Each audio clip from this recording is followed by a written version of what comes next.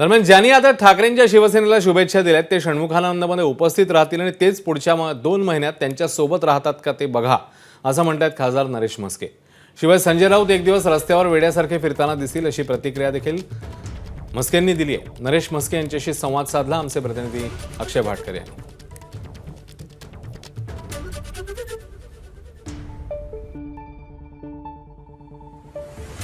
आज शिवसेनेचा 60वा वर्धापन दिन आहे। हिरक महोत्सवी वर्ष सुरू झालेलं आहे।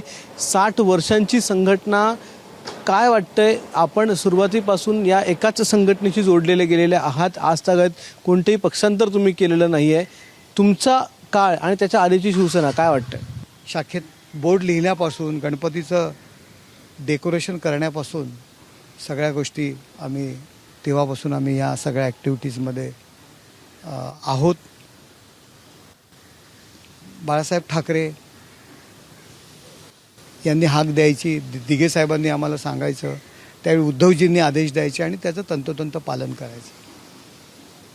त्यानंतरचा काळ जो सुरू झाला, काँग्रेसबरोबर आम्ही जेव्हा आघाडी केली तेव्हा वाईट वाटलं की ज्या काँग्रेसच्या विरोधामध्ये शिवसेना उभी राहिली आणि काँग्रेससोबत जातोय, तेव्हापासून एक खंत होती। पण तो एकनाथ शिंदे साहेबांनी हिंदुत्वाचा जो झेंडा हातात घेतला आणि त्यानंतर ज्या जोमाने आणि ज्या जोशाने शिवसेना वाढते आणि त्या शिवसेनेत काम करायला खूप आनंद होतोय। 6 खासदार सांगितले जात होते की आपल्याबरोबर आले आहेत किंवा ते येणार आहेत, हे या सगळ्या चर्चा होत्या। त्या चर्चांना आज पूर्णविराम मिळणार का? त्या चर्चांच्या संदर्भात आपण काय सांगाल? आज जग जाहीर करणार का?